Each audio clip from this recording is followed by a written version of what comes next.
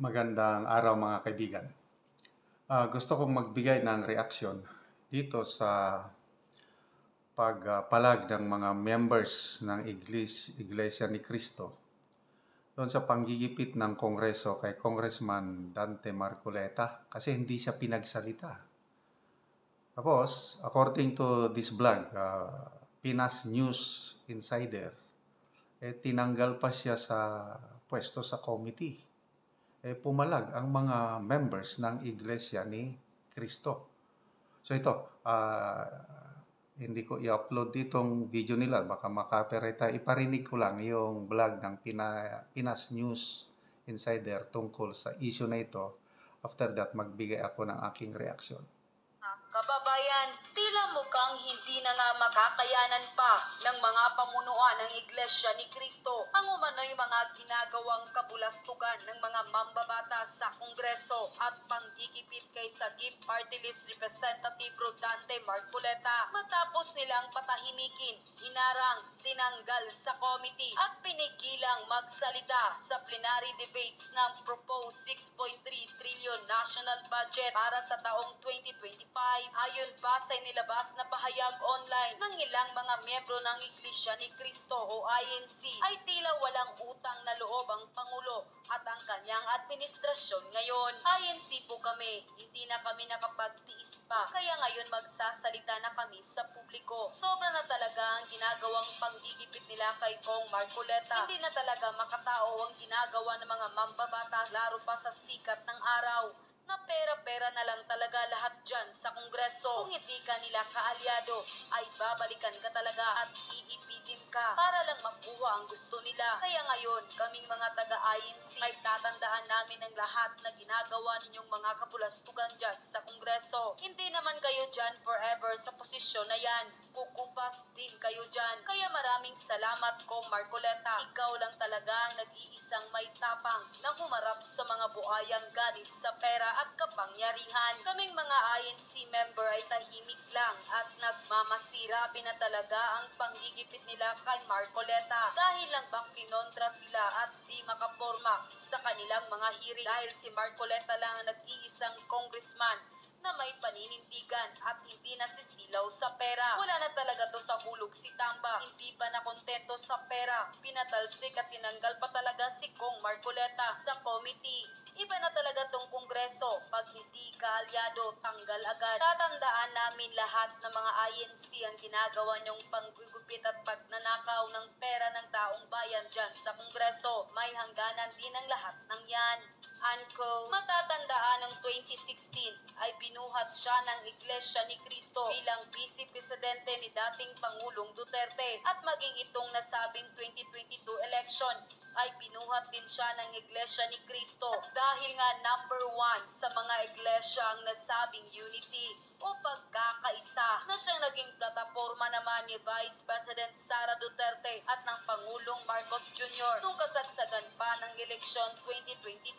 Ayon pa sa marami sa ating mga kababayan at INC member na bakit tila binabastos umano ng Marcos administration at ng ilang mga mambabatas itong si Congressman Marcoleta. Ayon pa sa mga taga-INC at marami sa ating mga kababayan ay tila hindi ito katanggap-tanggap. Kaya naman ngayon, matapos ang panggigipit at pagtanggal nila kay Kong Marcoleta ay nagkasundo na ng lubusan at nag-usap pa at sabay humarap sa plenary debate ng Kongreso sina Congressman Rodante Marcoleta at Vice President Sara Duterte dahil nga pareho sila ng pinaglalaban at para sa tama, di gaya di umano ng mga buayang mambabatas sa Kongreso na para lang sa pera ang pinaglalaban at ganit pa sa kapangyarihan. Kaya hindi naman mapigilan na magbigay ng kanilang hinaing at komento online ang well-known and veteran political commentator. Ayon pa sa kanilang post online, nagdrama pa talaga sila about transparency and accountability na kesyo kailangang tanungin si BP Naaalala mo ba ang panganib ng Okay. diabetes? Meron kaming simpleng at walang sakit na solusyon. Drama pa talaga sila about Okay, so ako talagang saludo kay Congressman Marcoleta. tuwang panoorin yung pagdepensa niya kay VP Sara. Kasi sinisingle out siya. Yung halos hindi makasagot si Madam Chair, si Congresswoman Kimbo, yung time-honored tradition ng Kongreso na yung budget ng Office of the President at Office of the Vice President, ano na lang yan, ilang minutes lang yan, pasado na. Yun po yung tradisyon ng Kongreso. So, napakaganda yung interpellation ni Congressman Marcoleta na bakit pinapatagal? Bakit hindi na ino-honor yung tradisyon na yun? Bakit isinasalang sa hot chair? Ang dami pang mga rikititos, ang daming tanong kay VP Sara sa budget na ano. Alam naman natin, klaro na gusto nila talagang ipin down si VP Sara. Yung tinatanong nila na confidential funds, 2022 pa yun. Hindi naman yung pinag-uusapan dahil 2025 budget yung ano. But these are all part of politics. At magpasalamat tayo at may Congressman Marcoleta na lumalaban para sa tama. So ito, yung pinaka-latest, yung plenary doon na sa 6.3 trillion budget na ipresenta, gustong magsalita si Kong Marcoleta, hindi pinagsalita. Pinigilan. So, walang nagawa. Nag-iisang congressman natin na may paninindigan, wala, napigilan. So, yun na po. Nagre-react na ang mga members ng Iglesia ni Cristo. So, tandaan namin, no? Anyway, malapit na naman ang election at tingnan natin kung ano ang, kasi napakalaking bagay itong black voting ng Iglesia ni Cristo. Marami akong kaibigan na members ng Iglesia at sa aking pagtatanong-tanong sa kanila,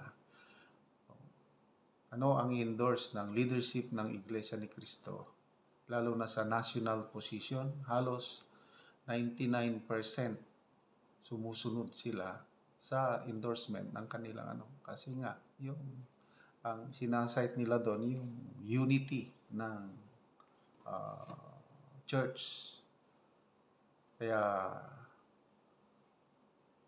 mulat sa pula, alam ko, kahit panahon pa ni Marcos Sr., ano na, dala-dala na ng iglesia ang mga Marcoses.